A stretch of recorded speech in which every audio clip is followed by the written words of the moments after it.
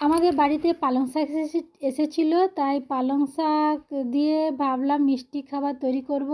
তাই ঝটাপট কেটে পরিষ্কার করে ধুয়ে নিলাম, মিক্সি জারে বেটে নিলাম। আর ওই বাটার মধ্যে কিছু দানা অংশ থাকলে সেগুলো হাত দিয়ে ভালো করে পরিষ্কার করে নিলাম। ওই পালং শাক বাটার মধ্যে 1 বাটি ময়দা, সামান্য লবণ দিয়ে হাত দিয়ে ভালো করে মেখে নিলাম। একটা স্মুথ ব্যাটার তৈরি করে নিলাম।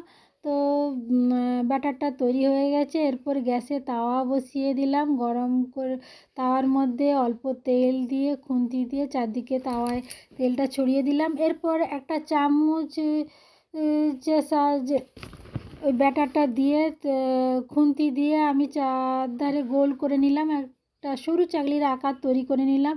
কালারটা তো অসাধারণ লাগছে। উল্টে পাল্টে আমি 2 পিঠ ভেজে নিলাম। ভেজে নেওয়ার পর আমি খুন্তির সাহায্যে 4 ভাঁজ করে নেব। তো খুন্তিতে হচ্ছিল না, তাই আমি হাত দিয়েই গরম সরু চাকলিটা 4 ভাঁজ করে নিলাম। 4 ভাঁজ করে নেওয়ার পর প্লেটে তুলে রাখবো। তো অসাধারণ লাগছে দেখতে। এইভাবে একে একে সব সরু চাকলিগুলো ভেজে নিয়ে আমি প্লেটে সাজিয়ে নিলাম। তো সবুজ শাক সবজি শরীরের পক্ষে তো খুবই ভালো। তো বাচ্চারা অনেক সময় সবুজ শাক সবজি খেতে চায় না। এইভাবে খাবার তৈরি করে দিলে বাচ্চারা অবশ্যই খাবে। এরপর কড়াইতে 2 বাটি দুধ, 2টো আমুল স্প্রে দুধের পাউডারের প্যাকেট কিনে নিয়েছিলাম। তারপর কড়াইয়ের মধ্যে দিয়ে দিলাম। তারপর খুন্তির সাহায্যে আমি পাউডারের দুধ আর গরুর দুধ গুলিয়ে দিলাম, মিশিয়ে দিলাম। মিশিয়ে দেওয়ার পর আমি চিনি দিয়ে দিলাম এখানে। চিনি 2 চামচ চিনি দিলাম।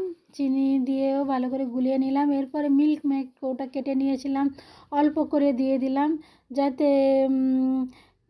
ক্ষীরটা যাতে ঘন হয় আর খেতেও টেস্টি হয়। এরপর এলাচ দিয়ে দিলাম, দুধটাকে ঘন করতে সময় দিলাম। তো এরপর গরম ক্ষীরটাকে আমি দিয়ে দিলাম ওই সরু চাকলির উপরে। তো সরু চাকলি দিয়ে উপরে দেওয়ার পরে আমি 30 মিনিট ওয়েট করেছিলাম, ক্ষীরের মধ্যে ডুবিয়ে রেখেছিলাম। তো 30 মিনিট পর খেতে এত অসাধারণ লাগছিলো, অবশ্যই বাড়িতে একবার ট্রাই করে দেখবেন, খেতে খুবই সুন্দর। তো এর উপরে আমি চেরি ফল টুকরো করে নিয়েছি, সাজিয়ে দিলাম, চেরি ফল দিয়ে একটু সাজিয়ে নিলাম। তো আমার ভিডিওটা কেমন লেগেছে তো কমেন্ট করে অবশ্যই জানাবেন। তো খেতে অসাধারণ হয়েছিল, একবার অবশ্যই বাড়িতে ট্রাই